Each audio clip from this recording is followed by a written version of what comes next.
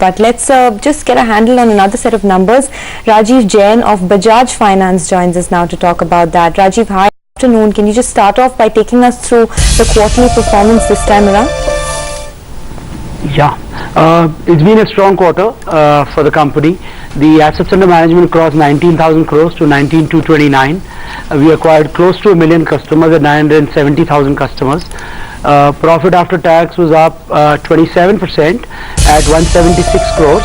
But this included a one-time standard asset provisioning that we have done to the tune of 18 crores. We have increased our standard asset provisioning in the entire balance sheet from 25 basis points to 40 basis points, which is in line with what banks are required to do. And adjusted for that, it would have been 35%. Credit quality is held well.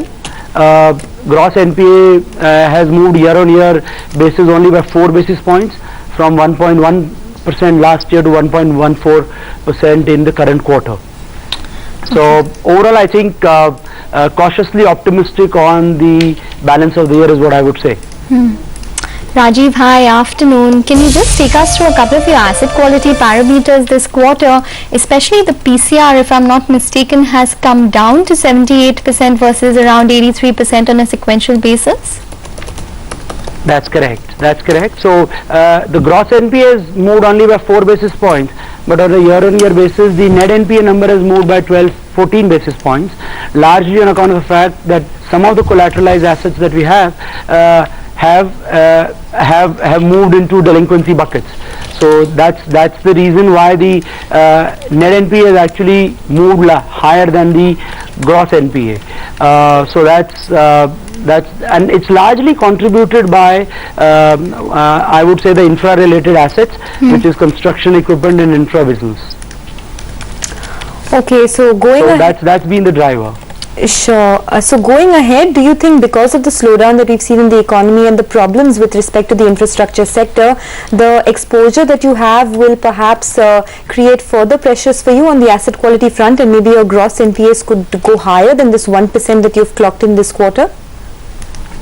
Our contribution of infra-related businesses is now down to 6% of the balance sheet. We've been very soft on the sector now for virtually 20 months. So I think hopefully, and I can only say, the worst is behind us, and from here on we should not see any further deterioration is what I would say. Okay, Rajiv, before we let you go, one last question. Wanted to ask you about Bajaj Finserv, which has applied for the banking license. Once there is some amount of consolidation and restructuring of operations, where exactly would it leave Bajaj Finance in the larger scheme of things? Okay, so Bajaj Finserv has applied to convert Bajaj Finance into a bank. Okay. And so Bajaj Finance would convert into a bank. That's about it. All right, Rajiv, thanks very much for joining in. So that's the word coming in from Bajaj Finance. The stock is currently a bit flat in the red at this point. Let's get in a quick earnings call, this time round from SR Ports.